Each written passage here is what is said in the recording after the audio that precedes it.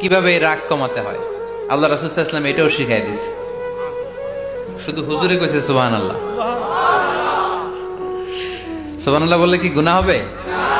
একবার সুবহানাল্লাহ বললে আকাশের জমিনের মাঝখানে সব ফাঁকা জায়গাটা সওয়াব দিয়ে ওই সওয়াব আল্লাহ আপনার আমলনামায় ঢুকায় দিবে। খুব চালাক এই এলাকার লোকেরা, সওয়াবের কথা শুই না, লাভ শুই না। সুবহানাল্লাহ, লাভ আছে যেখানে আমরা আছি। তো হাউ টু কন্ট্রোল অ্যাঙ্গার, কিভাবে রাগ থামাবো? যেহেতু মুত্তাকিনদের 2 নম্বর বৈশিষ্ট্য ওয়াল কাযিমিনাল গায়জ, আল্লাহ রাসূল শিখাই দিলেন, 4টা পদ্ধতি শিখালেন রাগ কমানোর। কয়টা মনে থাকবে? অ্যাপ্লাই করবো এগুলো, দেখবো আজকে থেকে রাগ কমে কিনা। পারা যাবে? 2 সাহাবী বিশ্বনবীর সামনে ঝগড়া লাগলেন, কথা কাটাকাটি, কথার পিঠে কথা, কথার নাম লতা। কথা বলতে বলতে ঝগড়া লাগতে লাগতে এক সাহাবী রেগে মেগে আগুন, মারামারির জন্য উদ্যত হলেন। বিশ্বনবী দেখলেন ওই সাহাবীর চেহারাটা একেবারে আগুনের গোলার মতো লাল হয়ে গিয়েছে।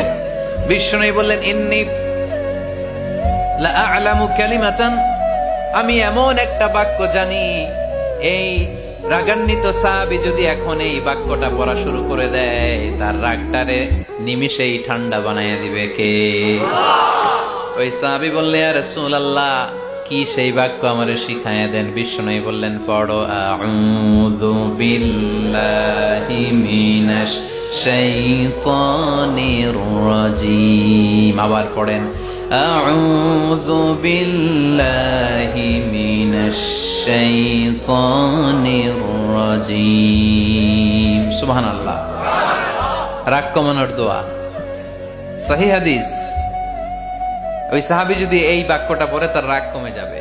বাক্যটা হচ্ছে আউযু বিল্লাহি মিনাশ শাইতানির রাজীম, বিতাড়িত শয়তানের কাছ থেকে আল্লাহর কাছে পানাহ চাচ্ছি, প্রোটেকশন চাচ্ছি। বলতে দেরি, রাগ থামতে দেরি হবে না।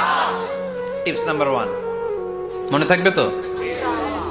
টিপস নাম্বার 2, বিশ্বনবী বললেন, ইযা গাদিবা আহাদুকুম ফালইয়াসকুত, তোমাদের যখন প্রচন্ড রাগ চলে আসে, বেশি যখন, প্রচন্ড যখন তোমরা রেগে যাও, তখন কথা বন্ধ করে চুপ হয়ে যাও। কি করতে হবে? চুপ, একেবারে চুপ। অনেকে রাগের সময় গড়গড় করে কি যেন বলতে থাকে, আছে না নাই? রাগে গড়গড় করতে থাকে আর কি যেন বলতে থাকে। যত বলবেন, যত গালি দিবেন, বলে না গালি দেয় না রাগের সময়, অশ্রাব্য ভাষায় অনেকে গালি গালাজ শুরু করে দেয়, আছে না নাই? না, আসুকুত, ইযা গাদিবা আহাদুকুম ফালইয়াসকুত। আল্লাহ রাসূল সাল্লাল্লাহু আলাইহি